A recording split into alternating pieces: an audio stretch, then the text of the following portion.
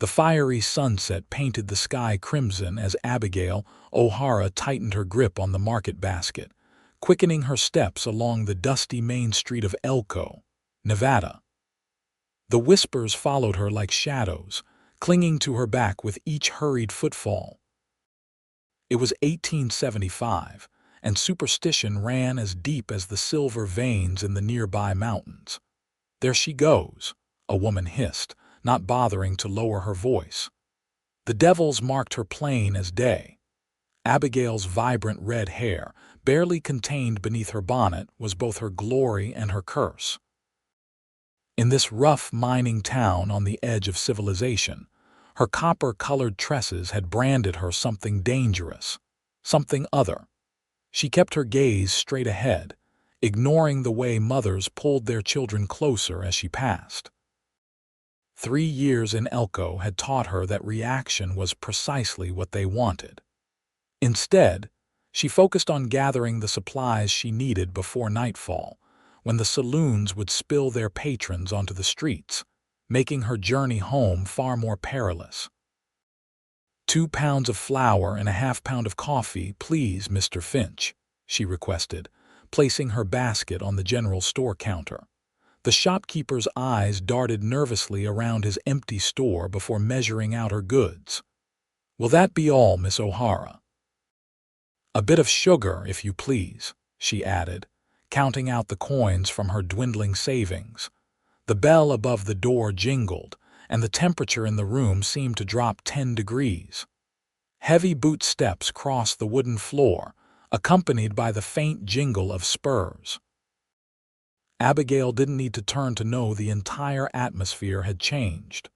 "Afternoon, Mr. Finch. Got any of those fancy cigarettes from back east?" The voice was deep, with a slight drawl that suggested Texas or perhaps Louisiana. "Yes, Mr. Hawkins. Just got a fresh shipment yesterday." Abigail kept her eyes fixed on her purchases as Mr. Finch hurried to fetch the cigarettes. The newcomer's presence filled the small store, making it suddenly difficult to breathe. She could feel him studying her, his gaze lingering on her bonnet where wisps of red hair escaped their confinement. "Ain't seen you around before," he said, addressing her directly. Reluctantly, Abigail turned.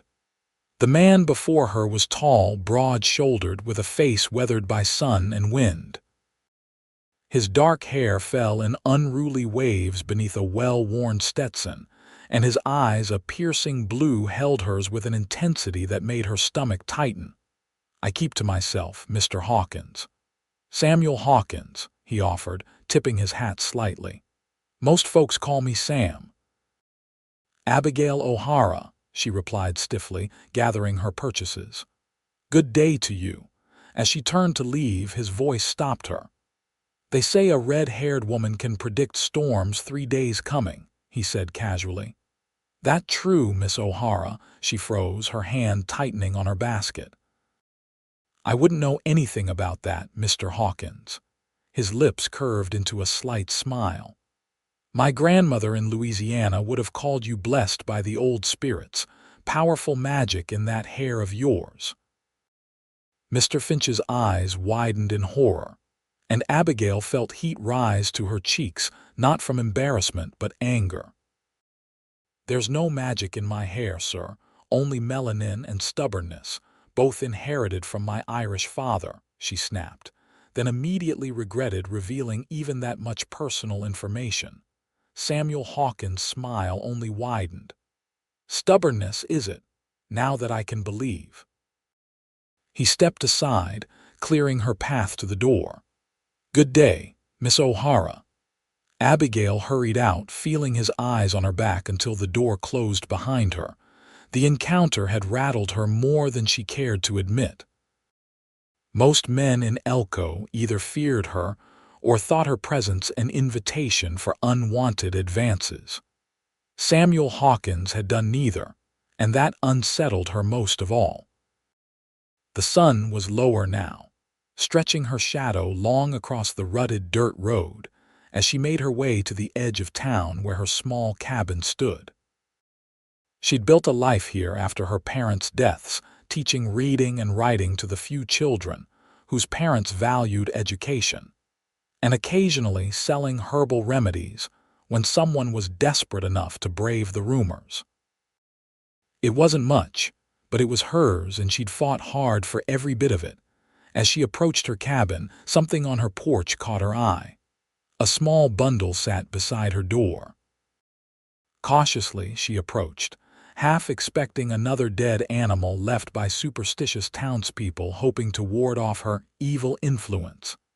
Instead, she found a small sack of sugar, twice what she'd been able to afford at the store, and a sprig of purple wildflowers. No note, no explanation. Abigail looked around, scanning the tree line and the path back to town, but saw no one. With a mixture of confusion and wariness, she gathered the unexpected gift and slipped inside, bolting the door firmly behind her. That night, as she prepared her simple supper, she found herself wondering about Samuel Hawkins more than was sensible for a woman who'd learned that solitude was her safest option. Samuel Hawkins stood at the bar of the Silver Dollar Saloon, nursing a whiskey as he observed the room's occupations. He'd arrived in Elko just 3 days prior, following rumors of good cattle land available for those with the backbone to claim it. At 32, he'd spent enough years punching cattle for other men. It was time to build something of his own. "You met the witch yet?" The bartender's question pulled him from his thoughts. "Witch?" Sam raised an eyebrow, though he had a fair idea whom the man meant. "Red-haired woman. Lives on the edge of town. Strange one that. Plants that grow when they shouldn't. Animals that follow her around. Folks say she cursed old Jenkins when he tried to run her off her land. Man fell off his horse the next day, broke his neck." Sam took a slow sip of his whiskey. "Miss O'Hara, you mean?" The bartender nodded, leaning in closer. "Keep your distance, mister. Nothing but trouble comes from mixing with her kind." "Her kind being redheads or educated women?" Sam asked mildly. The bartender straightened, his expression souring. "Both, I reckon. Unnatural, a woman living alone, no husband to keep her in line, reading all them books, making potions." Sam set his empty glass down with a deliberate clink. "My mother was a redhead, taught me to read before I was 5. Gentlest soul I ever knew." He placed a coin on the counter. "Thanks for the drink." The cool night air was a relief after the stuffy saloon. Sam stood on the boardwalk, looking toward the distant silhouette of mountains against the star-filled sky. His encounter with Abigail O'Hara had intrigued him more than he cared to admit. There was a sharpness to her green eyes that spoke of intelligence, and a wariness that told of past hurts. The sugar had been an impulse, a small kindness to counter the town's meanness. He wondered if she'd found it yet, or if some opportunistic passerby had claimed it first. He lit one of his cigarettes, the brief flare of the match illuminating his features momentarily. Tomorrow, he would ride out to inspect the land he was considering purchasing. 15 miles northwest of town, it had water rights, good grazing, and no neighbors for miles. Perfect for a man who preferred his own company to most others. Yet as he walked toward the boarding house where he'd rented a room, he found himself taking the longer route, the one that passed by a certain cabin on the edge of town. No lights burned in its windows this late, but a thin wisp of smoke curled from the chimney, proof of life within. Sam paused, studying the humble structure. It was well maintained, with a small garden to one side that seemed to be thriving despite the challenging Nevada soil. No witch lived here, just a woman making her way alone in a world that offered little kindness to those who didn't conform. He continued on his way, unaware that behind the darkened window, Abigail watched his passing with a mixture of curiosity and trepidation. Dawn broke clear and cool the next morning. Abigail rose early, as was her habit, to tend her garden before the desert heat made such work unbearable. The mysterious sugar from the previous evening had been carefully stored in her small pantry, and the wildflowers now sat in a tin can on her table, adding a touch of color to the sparse room. She had just finished weeding the rows of herbs when hoofbeats approached from the direction of town. Straightening, she brushed soil from her apron and turned to see Samuel Hawkins astride a handsome chestnut gelding.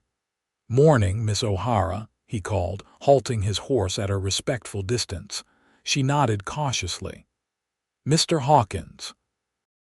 "Heading out to look at some land today," he explained, though she hadn't asked. "Thought I might inquire if you know anything about the area northwest of town. They call it Sage Valley." Abigail hesitated. The valley he mentioned was one of her favorite places to gather herbs and enjoy solitude away from Elko's judging eyes. The thought of it becoming someone's private property, his property, sent a pang through her chest. "I know it," she admitted. "Good water in the western creek, even in summer. The soil's decent if you're planning to farm." He studied her with those penetrating blue eyes. "Not farming, cattle, small herd to start." "The winter winds blow fierce through that valley," she warned. "You'll need substantial shelters for calving season." A smile tugged at his lips. "You know ranching, Miss O'Hara." "I know this land," she corrected. "I've lived here 3 years now." "That's longer than most," he acknowledged. "People come and go with the mines and luck." She turned back to her garden, pulling another weed with perhaps more force than necessary. "Was there anything else you needed, Mr. Hawkins? I have work to attend to." Instead of taking the dismissal, he dismounted, tethering his horse to a nearby post. "What are you growing here? Doesn't look like standard vegetables." Abigail tensed as he approached but didn't retreat. "Herbs, mostly, for cooking and medicinal purposes." He crouched beside her garden, examining the plants with genuine interest. "Rosemary, thyme. Is that echinacea?" Surprised, she nodded. "You know plants." "My mother kept a similar garden. She was something of a healer in our community." He glanced up at her. "No one called her a witch, though, at least not where my father could hear." There was a warmth in his voice when he spoke of his parents that made Abigail ache with memories of her own. "People fear what they don't understand," she said quietly. "And they don't try to understand what they've already decided to fear." Wise words. He straightened, dusting his hands on his trousers. "Thank you for the information about Sage Valley. I'll keep the winter winds in mind." As he turned to leave, Abigail found herself speaking again. "Mr. Hawkins," he paused, looking back at her. "Was it you who left the sugar? And the flowers?" His expression softened slightly. "Seemed like you could use them more than I could. No strings attached, Miss O'Hara, just a neighborly gesture."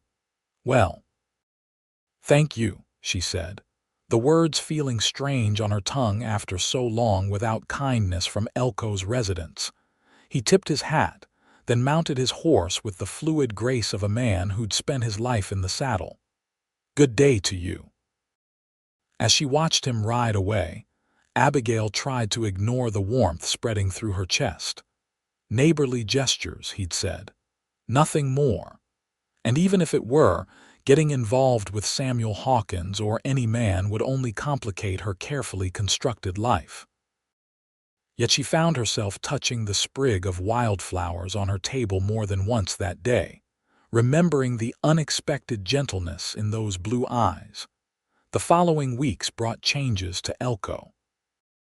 Word spread quickly that Samuel Hawkins had purchased the Sage Valley property and was hiring men to help construct buildings and fences. His business brought him to town regularly, and each time he made a point to stop by Abigail's cabin. Sometimes he brought small gifts, a book he thought she might enjoy, seeds for her garden from a catalog he'd ordered from. Other times, he simply sat on her porch steps, smoking a cigarette while she worked in her garden, telling her stories about his travels across the West. Despite her initial reservations, Abigail found herself looking forward to these visits. Samuel never pressed for more than she was willing to give, never asked intrusive questions about her past, and most importantly, never treated her as though she were something to be feared. On a warm afternoon in early June, as they shared a pot of tea on her porch, he asked the question she'd been dreading. "Why do they call you a witch, Abigail? Besides the red hair, I mean." She stared into her teacup, watching the leaves swirl. "My mother taught me about plants, which ones heal, which ones harm. When I came here after my parents died, I brought that knowledge with me. The first winter, there was an influenza outbreak. The doctor was overwhelmed, so I offered my help." She sighed. "I saved some who might have died otherwise. But when Mrs. Peterson's baby died despite my care, well, people needed someone to blame. And you were an easy target," he concluded quietly. She nodded. "The red hair didn't help, nor did being a woman alone. The rumors grew from there. Every misfortune blamed on my presence. Every success I had with my garden or animals attributed to unnatural powers." She finally looked up at him. "It was easier to let them believe what they wanted than to fight it. At least it keeps most people at a distance." "Is that what you want? Distance?" The question hung between them, weighted with meanings neither was ready to fully articulate. "It's safer," she finally answered. "For everyone." Samuel set his cup down with deliberate care. "I've never put much stock in playing it safe, Abigail. Life's too short for that kind of caution." Before she could respond, the sound of approaching riders made them both turn toward the road. 3 men on horseback were approaching her cabin, their postures rigid with purpose. "Miss O'Hara," called the lead rider as they halted before her porch. She recognized him as Frank Wilson, one of the town councilmen. "We need to speak with you." Abigail stood, straightening her skirts. "What can I help you with, Mr. Wilson?" "It's about the Jenkins boy. He's taken ill with a fever that won't break.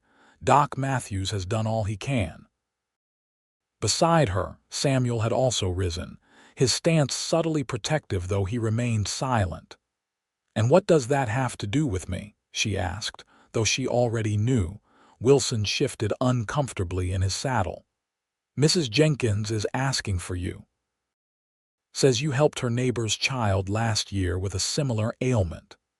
The irony wasn't lost on Abigail.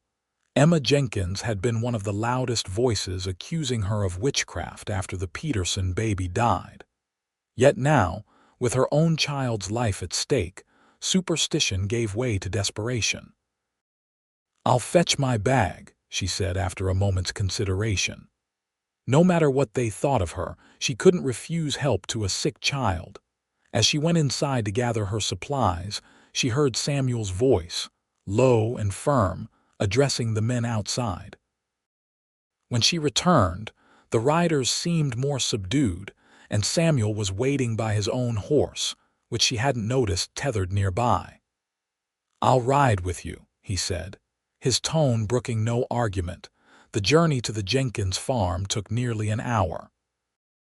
Throughout the ride, Abigail could feel the nervous glances of their escorts, especially when Samuel rode close beside her, occasionally leaning over to speak softly so only she could hear. "You don't have to do this," he told her as they neared the farm. "These people have treated you poorly." "It's not the child's fault," she replied simply. The farmhouse was modest but well kept. As they dismounted, Emma Jenkins burst from the front door, her face tear-streaked and haggard. "Miss O'Hara, thank God you've come. Timothy's burning up something fierce." Abigail followed the woman inside, keenly aware of the hostile glare from Howard Jenkins as she passed him on the porch. Samuel remained close behind her, his presence a reassuring bulwark against the tension filling the house. The boy lay in a small bed, his face flushed with fever, breathing labored. He couldn't have been more than 7 or 8. Abigail set her bag beside the bed and immediately began her examination, speaking softly to the semi-conscious child as she worked. How long has he been like this?" she asked, placing a hand on his forehead. 3 days now," Emma replied. "Started with just a cough, then the fever came on sudden yesterday morning." Abigail nodded, noting the distinctive rash beginning to form on the boy's neck. "Has he complained of a sore throat, difficulty swallowing?" "Yes, since yesterday. He can't keep anything down either." After a thorough examination, Abigail opened her bag and removed several packets of dried herbs. "Boil water," she instructed. "I need to prepare a tea for him to drink, and we'll need cold compresses for the fever." Is it serious?" Emma asked, her voice trembling. "Yes," Abigail answered honestly, "but if we act quickly he has a good chance." As Emma hurried to fetch water, Howard Jenkins entered the room, his expression dark. "No witchcraft in my house," he growled. "Just medicine, you understand." Before Abigail could respond, Samuel stepped forward. "Mr. Jenkins, your boy is getting the best care available. I suggest you focus on that rather than foolish superstitions." The two men stared at each other, tension crackling between them until Howard finally turned away with a muttered curse. For the next several hours, Abigail worked tirelessly, administering her herbal remedies and applying cool compresses to bring down the boy's fever. Samuel remained in the room, helping when needed but mostly providing a buffer between Abigail and the increasingly anxious parents. As night fell, the crisis point came. Timothy's fever spiked dangerously high, his small body convulsing with chills despite the warm June night. Abigail prepared a stronger infusion, adding willow bark for the fever and a touch of honey to make it palatable. "He needs to drink this," she told Emma, who cradled her son's head, coaxing him to swallow the bitter liquid. Outside the bedroom window, Abigail could hear murmured conversations neighbors who had gathered, drawn by news of the boy's illness and the witch's presence. Their whispers carried on the night breeze, a mixture of fear and morbid curiosity. "If the boy dies," one voice said, "she'll hang before sunrise," another replied. Samuel heard it too. His hand found hers in the dimly lit room, squeezing gently. "I won't let anything happen to you," he promised quietly. She should have pulled away, maintained the professional distance that had protected her for so long. Instead, she allowed herself to draw strength from his touch, just for a moment. Near midnight, Timothy's fever finally broke. The boy fell into a peaceful sleep, his breathing easier, color slowly returning to his pale cheeks. Emma collapsed into a chair beside the bed, tears of relief streaming down her face. "He's going to be all right," Abigail assured her, packing her supplies. "Keep giving him the tea every few hours tomorrow. He needs rest and plenty of fluids." "How can I ever thank you?" Emma whispered, the hostility of past years momentarily forgotten in the face of her son's recovery. "There's no need," Abigail replied. "Just remember this the next time you hear someone call me a witch." The ride back to her cabin was silent, the moonlight illuminating the trail. The town councilman had departed once it became clear the boy would survive, leaving Samuel to escort her home. "That was quite something to witness," he said as they approached her cabin. "You saved that boy's life." "I gave him medicine and care," she corrected, "the same as any doctor would." Except the doctor had already given up. Samuel dismounted, then helped her down from her horse. His hands lingered at her waist longer than necessary. "You're remarkable, Abigail O'Hara." In the silvery moonlight, with the weight of the night's events still upon her, Abigail found her carefully constructed walls crumbling. "They'll still call me a witch tomorrow," she said softly.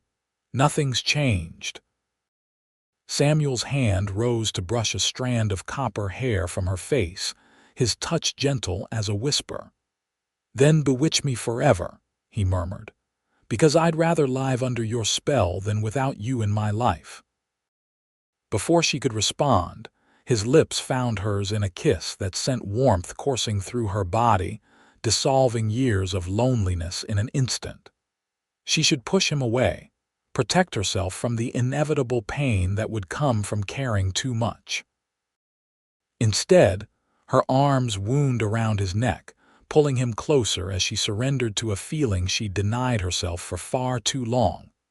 When they finally broke apart, breathless and trembling, Samuel rested his forehead against hers. "I've wanted to do that since the moment I saw you in Finch's store." "This is madness," she whispered, though she made no move to step away from his embrace. "You know what they say about me."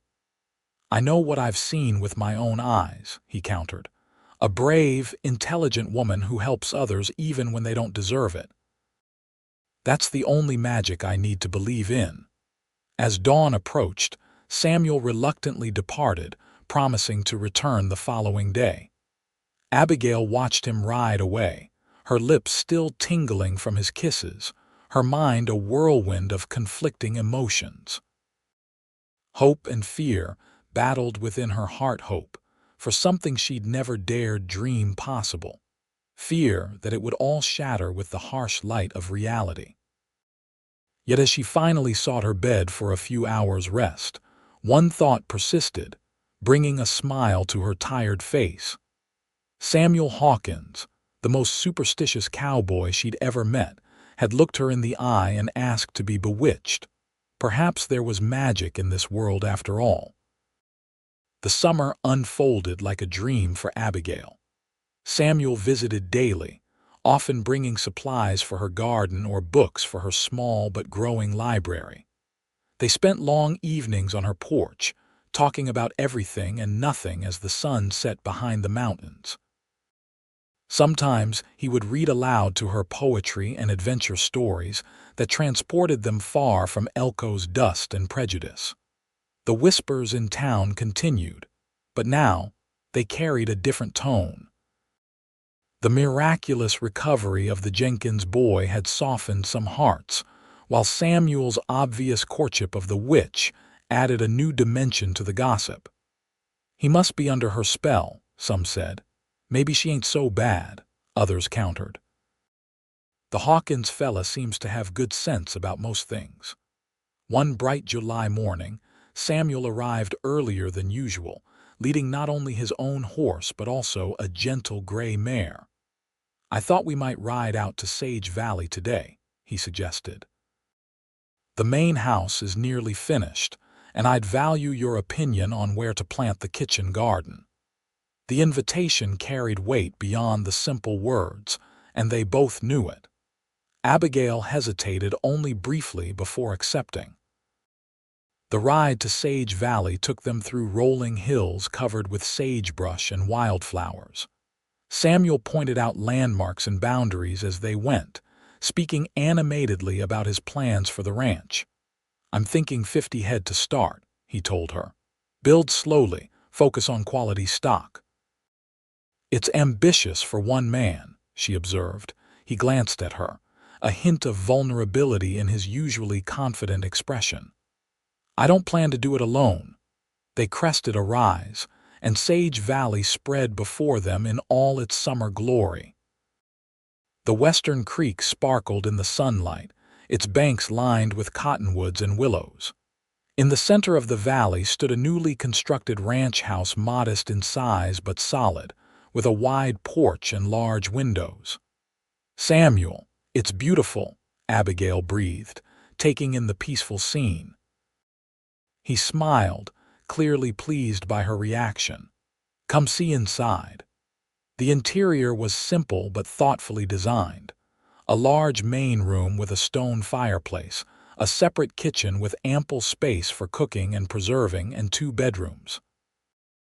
The furnishings were sparse, just the essentials, but of good quality. "Still needs a woman's touch," Samuel admitted as they stood in the main room. "Curtains, rugs, those little things that make a house a home." Abigail ran her hand over a bookshelf built into the wall beside the fireplace. "You've done a remarkable job. You should be proud." "I am," he said, watching her closely. But pride isn't much comfort on cold winter nights. The implication hung in the air between them, clear as the summer sky outside. Abigail turned to face him, her heart racing. "Samuel, what exactly are you asking me?" He crossed the room to stand before her, taking both her hands in his. "I'm asking if you might consider sharing this life with me, Abigail O'Hara, as my wife." Though she had sensed the conversation was heading in this direction, hearing the words spoken aloud still stole her breath. "We've known each other barely 2 months," she reminded him, though her objection lacked conviction. "I've known what I wanted since that first day in Finch's store," he countered. "Every day since has only confirmed it. The people in town can mind their own business," he interrupted firmly. "Or not. I don't much care either way."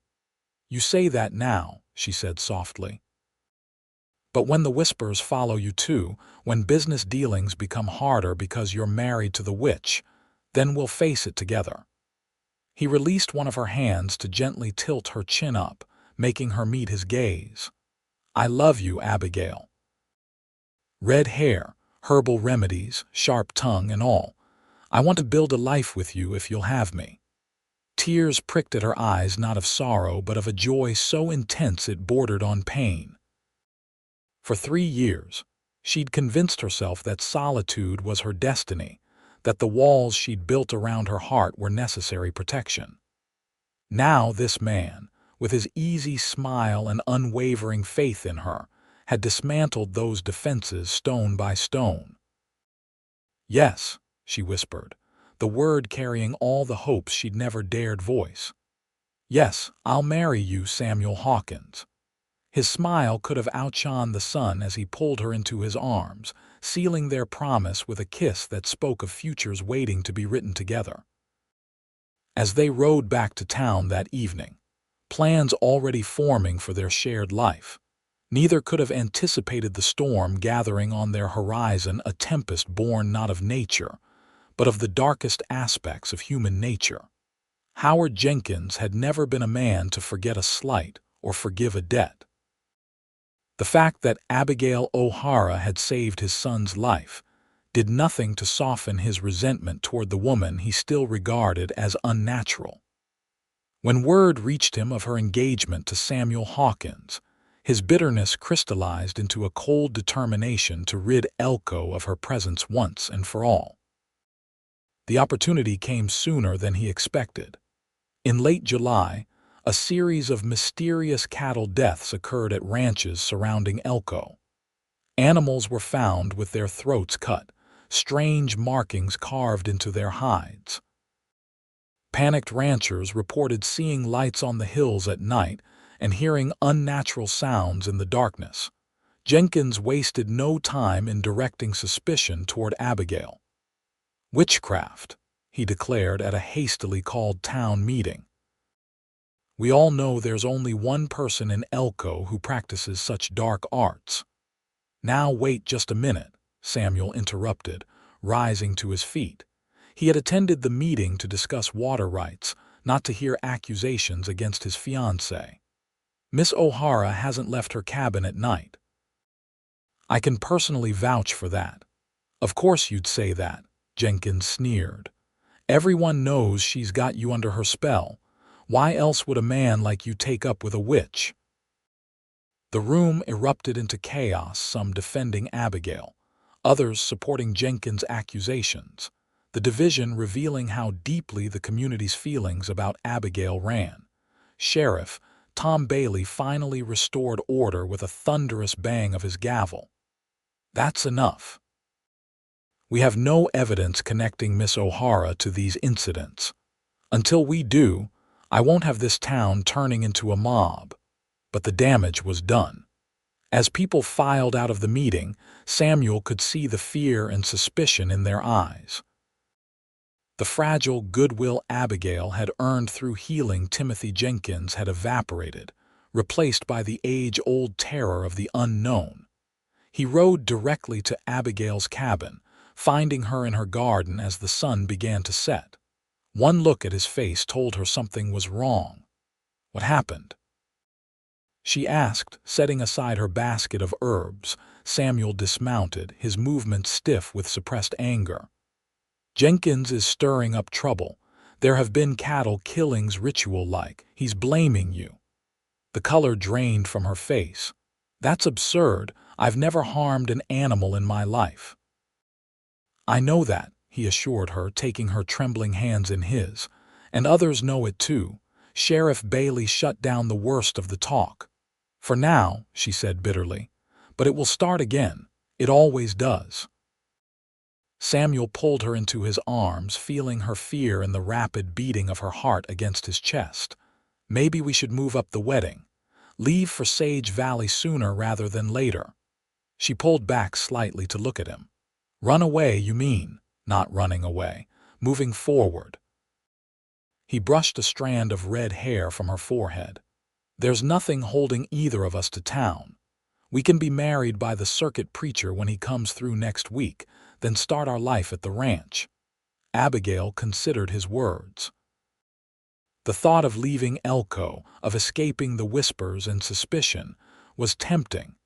Yet something in her rebelled against being driven away by fear and ignorance. No, she said finally, her voice strengthening with resolve. I won't be chased out like I've done something wrong. We'll proceed as planned, married in September when your sister can attend, as you wanted. Abigail, I've spent 3 years in this town, Samuel, built a life here. If I run now, it only confirms their suspicions. She squared her shoulders. Besides, whoever is killing those cattle needs to be caught. Otherwise, the blame will follow us to Sage Valley and beyond. He studied her face, seeing the determination that had first attracted him to her. All right, he conceded. But I want you to stay at the boarding house in town until this is resolved. It's not safe out here alone. I've been alone here for 3 years, she reminded him. And now you don't have to be, he countered. Please, Abigail, for my peace of mind, if not your own safety. After further discussion, they compromised. Abigail would remain in her cabin, but Samuel would stay there as well, sleeping on the small sofa in her front room until they discovered who was behind the cattle killings. That night, as Abigail lay in her bed with Samuel just beyond her door, she found herself torn between fear of what the coming days might bring and an unfamiliar sense of security. For the first time since her parents' deaths, she wasn't facing her troubles alone. The next morning brought unexpected visitors. Sheriff Bailey and his deputy arrived just after sunrise, their expressions grave. Miss O'Hara, the sheriff began after declining offers of coffee. There's been another incident. The miller's prize bull was killed last night, same method as the others. I'm sorry to hear that, Abigail replied cautiously, but I don't see what it has to do with me. Bailey shifted uncomfortably. Someone claims they saw a woman with red hair near the Miller property around midnight. Samuel, who had been listening from the doorway, stepped fully into the room. That's impossible. Miss O'Hara was here all night. I was on her sofa, as her neighbor Mrs. Peabody can confirm. The sheriff nodded, unsurprised by Samuel's presence. I figured as much. But I need to ask, is there anyone else in the area with hair like yours, Miss O'Hara? Abigail shook her head. Not that I'm aware of. My coloring is distinctive. Could someone have disguised themselves? Samuel suggested. A wig, perhaps, possible, Bailey admitted. Likely even given the circumstances. He stood, settling his hat back on his head. I'd advise both of you to be careful. Tensions are running high in town. After the lawman departed, Samuel paced the small cabin, his concern evident in every line of his body. This is deliberate, he muttered. Someone's trying to frame you. Jenkins, Abigail suggested, maybe, or someone else with a grudge. He stopped pacing to look at her. Have you refused to treat anyone recently, made anyone angry? She considered the question. No more than usual. I turned down Mrs. Whitaker's request for a potion to make her husband more attentive, but that was weeks ago. What about jealousy? Samuel asked. Our engagement has been the talk of the town. This possibility gave Abigail pause. She'd been so focused on the accusations of witchcraft that she hadn't considered more mundane motivations. Eliza Peterson, she said slowly. She's been sweet on you since you arrived. I've seen her watching us when we're in town together. Samuel frowned. The banker's daughter. I barely know her. She has red hair, Abigail pointed out. Not as bright as mine, but red nonetheless, and she's made no secret of her dislike for me. It was a thin thread, but worth investigating. They agreed that Samuel would ride into town to speak with Sheriff Bailey about their suspicions, while Abigail remained at the cabin. Doors securely locked. What neither of them anticipated was Howard Jenkins' determination to take matters into his own hands. As dusk fell, Abigail heard horses approaching, too many for it to be just Samuel returning. She peered through the window to see a group of at least 10 men, Jenkins at their head, torches illuminating their grim faces. Abigail O'Hara. Jenkins called out, his voice carrying easily in the still evening air. Come out and face what you've done. Fear froze her in place momentarily before anger pushed it aside. She grabbed her father's old shotgun from above the door, checking that it was loaded before stepping onto her porch. I've done nothing, Mr. Jenkins, she called back, keeping the gun visible but pointed downward. Go home to your family. Jenkins dismounted, swaggering forward. The smell of whiskey reached her even from several yards away. We know it was you killing those cattle. Practicing your devil worship. That's ridiculous, she replied evenly, though her heart hammered in her chest. I saved your son's life not 2 months ago. Why would I harm innocent animals? To throw us off, another man called. Make us think you're one of the good ones before you strike. The absurd logic would have been laughable if not for the very real danger these drunk, angry men presented. Abigail tightened her grip on the shotgun. I'm giving you one warning, she said, her voice remarkably steady. Get off my property now or I'll defend myself. Jenkins laughed, an ugly sound that raised the hair on the back of her neck. See, threatening decent folk, that's all the proof we need, boys. He took another step toward the porch, and Abigail raised the shotgun to her shoulder, aiming directly at him. Not another step. The standoff stretched for several heartbeats, neither side willing to back down. Then, just as Jenkins seemed about to advance again, hoofbeats thundered from the direction of town.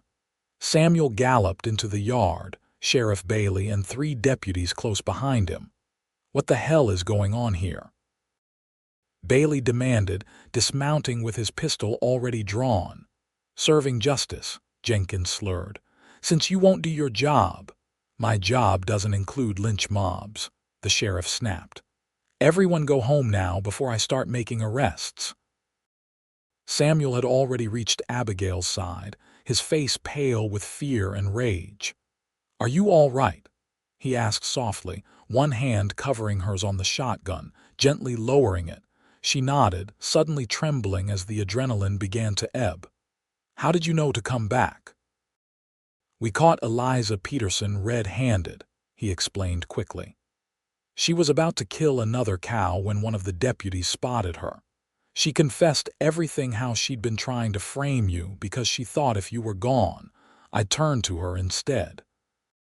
The irony might have made Abigail laugh under different circumstances.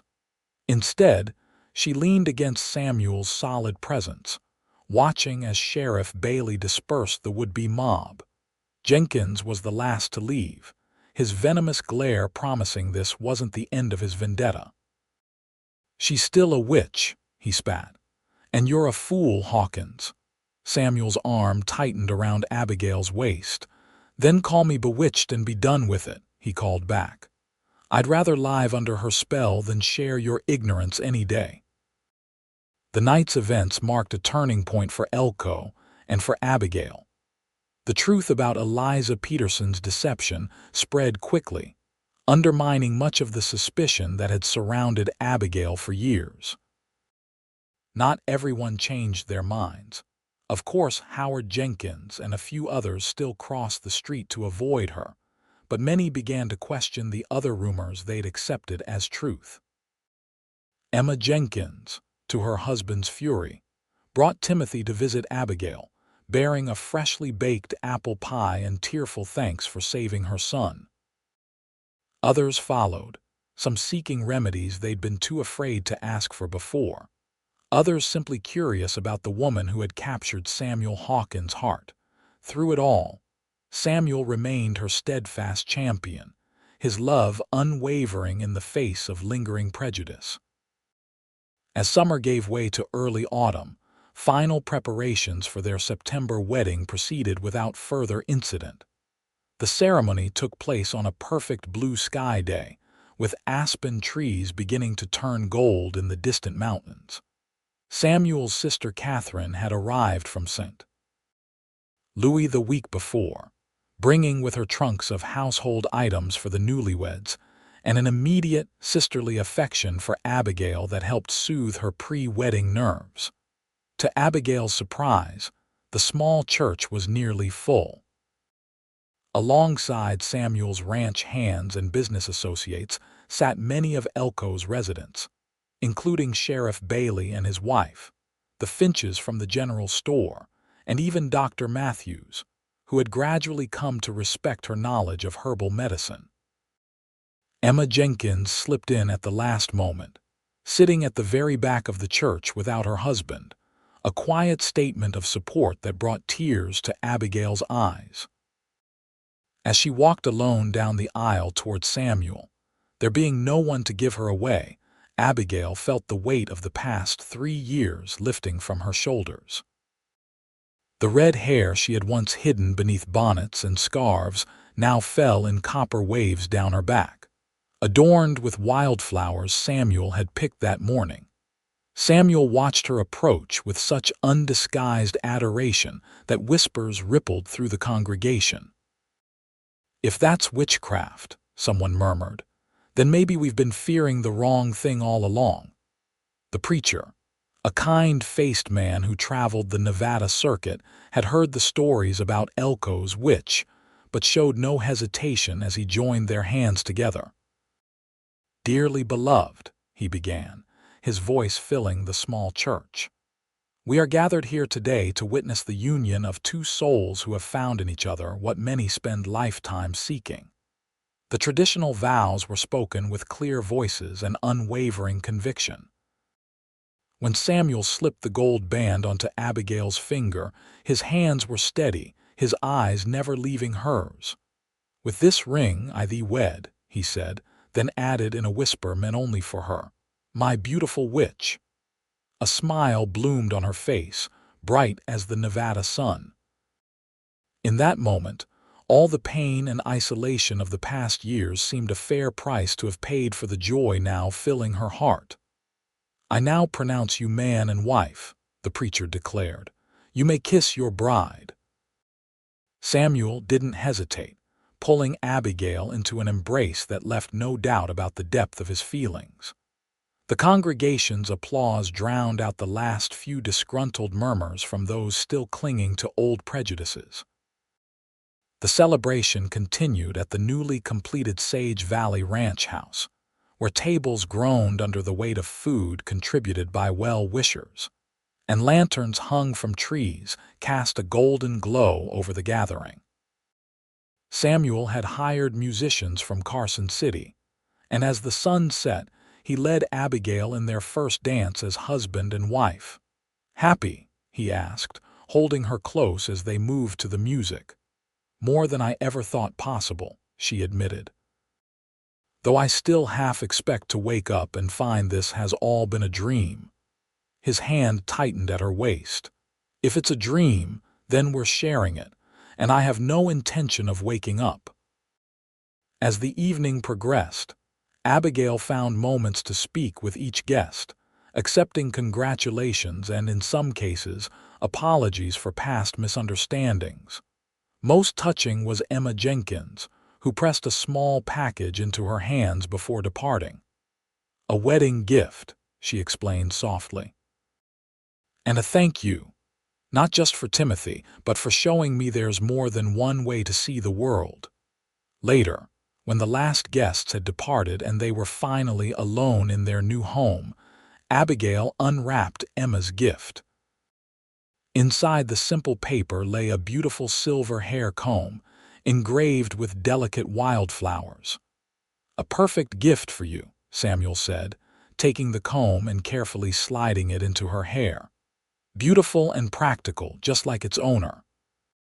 Abigail leaned into his touch, still marveling at the freedom to do so. "Do you think it will always be like this?" she asked. "This happiness?" Samuel led her to the window, where moonlight silvered the landscape of what was now their land, their home. "I think happiness is something we make, not something that happens to us," he said thoughtfully. "And I plan to make a lifetime of it with you, Abigail Hawkins." Her new name still felt strange and wonderful on her ears. Abigail Hawkins, no longer the solitary witch of Elko, but a wife, a partner, a woman with a future bright as her copper hair. "Then bewitch me forever," she whispered, turning in his arms to face him, "because that's how long I plan to love you." His answer was in his kiss. In the gentle way he lifted her into his arms to carry her to their bedroom, in every touch and whispered endearment that followed. And as they gave themselves to each other fully for the first time as husband and wife, Abigail knew that whatever magic existed in this world, none was more powerful than the love they had found together. The years that followed brought changes to Sage Valley Ranch and to Elko itself. Samuel's careful management and Abigail's practical wisdom helped the ranch prosper, growing from the initial 50 head of cattle to over 300 within 5 years. They added sheep as well, their wool bringing premium prices due to Abigail's natural dyes, which produced colors of unusual brilliance and durability. Their first child, a son they named James after Samuel's father, arrived just over a year after their wedding. With his father's dark hair and his mother's green eyes, he was a perfect blend of them both. Catherine returned from St. Louis for his birth, bringing not only gifts but also a fiancé, a fact that delighted Samuel, who had worried about his sister's prolonged spinsterhood. By the time their daughter Elizabeth was born 3 years later, Abigail's reputation had transformed completely. Rather than the feared witch of Elko, she was now known throughout the region as a skilled healer and midwife. Women traveled from as far as Carson City to seek her advice on difficult pregnancies or sickly children, and her herbal remedies were sold in stores across Nevada. Samuel took immense pride in his wife's accomplishments, never failing to acknowledge her contributions to their success. "The finest business decision I ever made was marrying you," he often told her, only half joking. Howard Jenkins remained one of the few holdouts against Abigail's acceptance. He refused to speak to her or Samuel, crossing the street whenever he saw either of them in town. His bitterness only increased when Emma began working with Abigail, learning about medicinal plants, and eventually becoming her assistant in the small clinic they established in Elko. The breaking point came during the harsh winter of 1882, when a blizzard trapped Jenkins in a remote part of his property for 3 days. By the time his workers found him, frostbite had claimed most of his fingers and toes, and infection was setting in rapidly. Dr. Matthews, now in his 70s and suffering from arthritis, knew amputation was necessary but doubted his ability to perform the surgery successfully. To everyone's surprise, it was Emma who suggested bringing Abigail to assist. "She has a steadier hand than anyone I know," Emma insisted. "And her pain remedies are stronger than anything we have." Howard, delirious with fever, was in no position to object. Samuel rode through the lingering storm to fetch Abigail, who came immediately despite the history between her and the patient. For 2 days and nights, she worked alongside Dr. Matthews, preparing poultices to draw out infection, administering herbal remedies to control the fever, and assisting with the necessary amputations. When Howard finally regained consciousness, weak but out of danger, Abigail was changing the bandages on what remained of his hands. "Why?" he croaked, his voice barely audible. "Why would you help me?" She continued her work, gentle despite their history. "Because you needed help," she answered simply. "And because your wife and son love you, despite your stubbornness." Howard said nothing more, but the hatred that had burned in his eyes for so many years had dimmed, replaced by something closer to confused respect. He would never be a friend to Abigail or Samuel, but the vendetta that had simmered for years finally came to an end in that sickroom. As Elko grew from a rough mining town into a more established community, Samuel and Abigail became leading citizens, their prosperity and fairness earning them respect from newcomers who knew nothing of the old rumors. They helped establish the town's first proper school, donated land for a new church, and created scholarships for promising young people to attend college back east. Their children grew strong and intelligent, with James showing his father's head for business, and Elizabeth inheriting not only her mother's red hair, but also her affinity for plants and healing. Neither faced the prejudice that had marked Abigail's early years in Nevada, a fact that gave her profound satisfaction. On their 20th wedding anniversary, Samuel surprised Abigail with a journey to Ireland to visit the homeland her parents had left behind. They spent a month exploring green hills and ancient stone circles, Abigail collecting herbs and stories that connected her to the heritage she knew only through her father's tales. In the old country, they revered red-headed women, their elderly guide told them as they visited a particularly ancient sacred site. Thought they were touched by the fairy folk blessed, not cursed. Samuel squeezed Abigail's hand, a familiar gesture that still sent warmth through her body even after 2 decades together. "I could have told them that," he said with the smile that remained exclusively hers.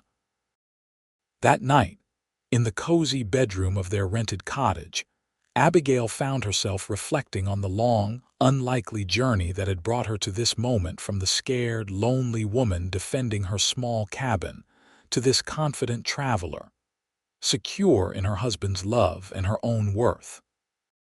"Penny for your thoughts," Samuel murmured, pulling her closer beneath the heavy quilt that warded off the Irish chill. "I was just thinking about magic," she replied. "Real magic, not the kind they accused me of. And what is real magic in your estimation?" His fingers traced lazy patterns on her shoulder, the touch as comforting as it was familiar. "This," she said simply. "Us.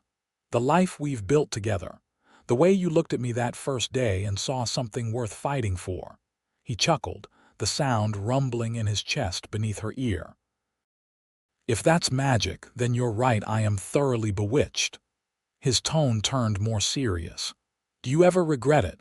Staying in Elko when things were at their worst?" Abigail considered the question carefully. "No," she decided.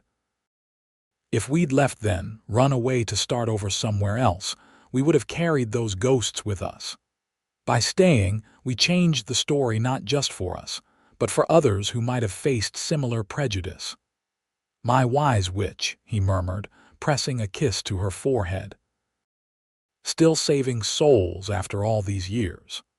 Upon their return to Sage Valley, life resumed its pleasant rhythm. James, now 19, had managed the ranch admirably in their absence, confirming Samuel's belief that their son would eventually take over the operation. Elizabeth, 16 and fiercely independent, had set her sights on medical school, an ambition her parents fully supported. As they settled back into their routines, Abigail found herself increasingly drawn to teaching others what she knew about herbal medicine and midwifery. What began as informal sessions with Emma and a few other interested women evolved into a more structured program, with students coming to stay at the ranch for weeks or months of intensive instruction. Samuel expanded the ranch house to accommodate these visitors, building a separate wing with classrooms and sleeping quarters. The Sage Valley School of Herbal Medicine and Midwifery, he christened it, presenting Abigail with a hand-carved sign on her 50th birthday. Quite a mouthful, she teased, though her eyes shone with pleasure at this tangible recognition of her life's work. We could shorten it to the Witches' Academy, he suggested with a wink. Might attract a more interesting clientele. She swatted his arm playfully, but the joke held a sweet truth what had once been a slur. A reason for fear and isolation had been transformed into something valued and respected. The very qualities that had made Elko fear her were now the foundation of her contribution to the community and beyond. As they entered their third decade together, Samuel's hair silvered at the temples, while Abigail's fiery locks faded to a softer copper streaked with white. They wore these changes proudly, each line and gray hair a testament to a life fully lived. "Still the most beautiful woman I've ever seen," Samuel would say, catching her studying her reflection with the slight frown that appeared on her birthday each year. "Red hair or white makes no difference to me." In the spring of 1898, as the century drew to a close, Abigail sat on the porch of their home, watching the sunset paint the valley in shades of gold and crimson. Samuel joined her, settling into the chair beside hers with the slight grunt that acknowledged his 65 years. "Quite a view," he remarked, reaching for her hand with the automatic gesture of a man who had spent most of his life connected to the woman beside him. She agreed, letting her head rest against his shoulder. "Worth every moment of the journey." They sat in comfortable silence as the light faded, and the first stars appeared in the darkening sky. From inside the house came the sounds of family James and his wife Sarah preparing dinner, their young sons chasing each other through the rooms, Elizabeth discussing a medical journal with her fiancé, a promising young doctor she'd met during her studies in Philadelphia. "Do you remember what you said to me that night after we helped Timothy Jenkins?" Abigail asked suddenly. "When I told you they'd still call me a witch the next day," Samuel's smile crinkled the corners of his eyes. "Then bewitch me forever," he quoted. "Best thing I ever said, did I?" She asked softly. "Bewitch you?" He turned to face her fully, his blue eyes still as clear and direct as they had been that first day in Finch's store. "Every day for 23 years, he assured her, "and I expect you'll continue doing so for at least 20 more. Abigail leaned forward to kiss him, a gesture as natural as breathing after so many years together. "I'll do my best," she promised. As the first stars brightened in the Nevada sky, Samuel and Abigail Hawkins remained on their porch, hands intertwined, surrounded by the life they had built together. From feared outsider to respected healer, from superstitious cowboy to community leader, their journey had transformed not only their own lives but touched countless others along the way. And if the townspeople of Elko sometimes still referred to Sage Valley as the Witch's Ranch, it was now said with affection and respect, a recognition that sometimes what appears to be magic is simply love, courage, and the willingness to see beyond fear to the truth that lies beneath. For Abigail and Samuel, that truth had been clear from the beginning. In a world full of prejudice and superstition, the most powerful spell of all was the one they had cast together, a love strong enough to change minds, heal wounds, and create a legacy that would endure long after they were gone. As night fell completely, they rose together to join their family inside, moving with the synchronicity of two people who had walked life's path side by side for nearly a quarter-century. The lantern Samuel carried cast their shadows large against the house, not two separate silhouettes, but one joined figure, inseparable even in darkness. "Come on, my beautiful witch," he said softly. "Let's go home." And with hands still clasped as they had been on their wedding day, they stepped across the threshold into the warmth of the house that love had built in a valley once known only for sage and wind, now famous throughout the West as a place of healing, learning, and second chances. The legacy of the red-haired witch and the cowboy who loved her would continue for generations. A reminder that sometimes the most powerful magic of all is the courage to see beyond appearances to the heart that beats beneath.